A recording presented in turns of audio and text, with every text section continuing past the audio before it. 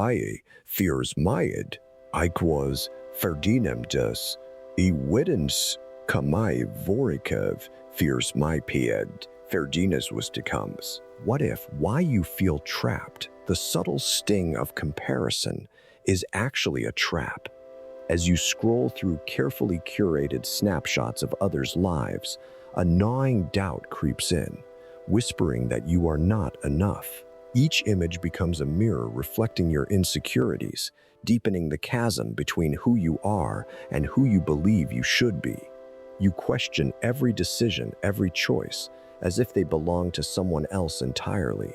What if this relentless pursuit of validation is not just a distraction but a cage, tightening its grip as you try to escape? The real question is, how do you break free? You're caught in a comparison trap. It isn't just a fleeting feeling. It's a silent force whispering that your life needs to measure up to others.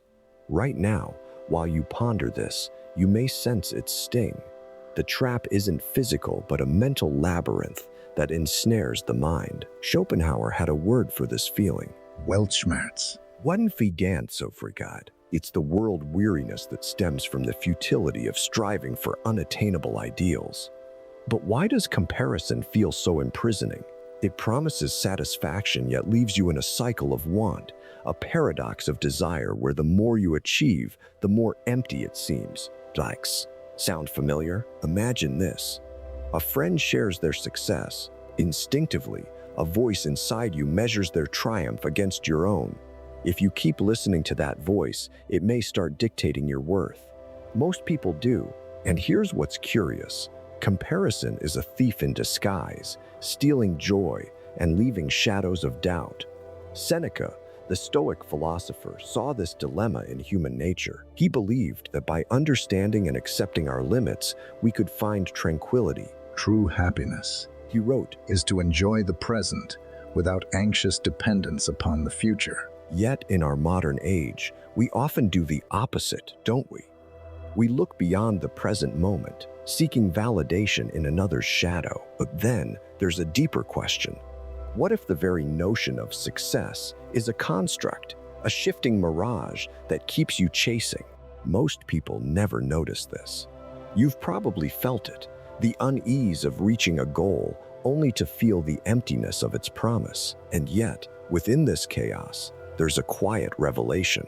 The examined life, as Socrates suggested, is not measured by comparison, but by understanding oneself.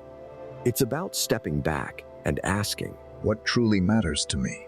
Ya phase matria. This introspection may seem simple, yet it holds profound power. Suddenly, the trap becomes a choice. You can continue down the path of comparison, or you can pause and consider what truly fulfills you.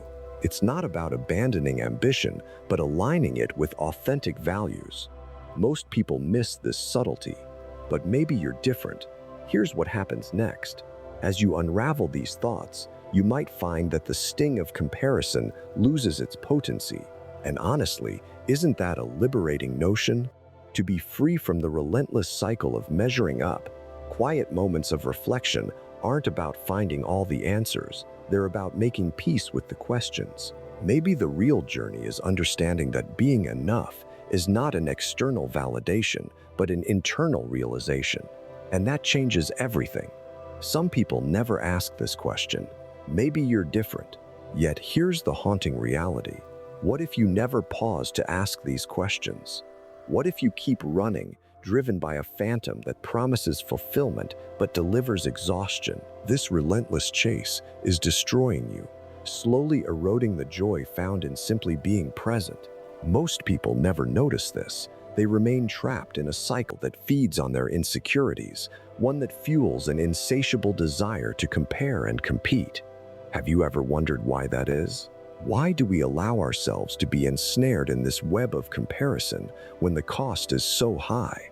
Could it be that deep down, the fear of inadequacy blinds us to the truth that we are enough as we are? Each moment spent measuring yourself against others is a moment lost to the joy and contentment that lie within your grasp if only you choose to see them. Consider this. What if the measure of success isn't a finish line, but a feeling?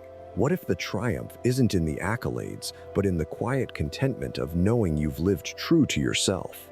These are the questions that most never pause to ponder, but not you. You have the power to break free from this destructive cycle. Embrace the silence, the moments of solitude where you can hear your own voice, not the clamor and chaos of the world around you. In these moments, ask yourself, What is it that truly fulfills me? the path to your own happiness may not lie in what you achieve, but in what you become. Remember, the journey to self-awareness is not linear, nor is it simple, but it's yours. And that's what makes it worth every step. So will you dare to step off the treadmill of comparison and into the uncharted territory of self-discovery? The choice is yours, and it could change everything.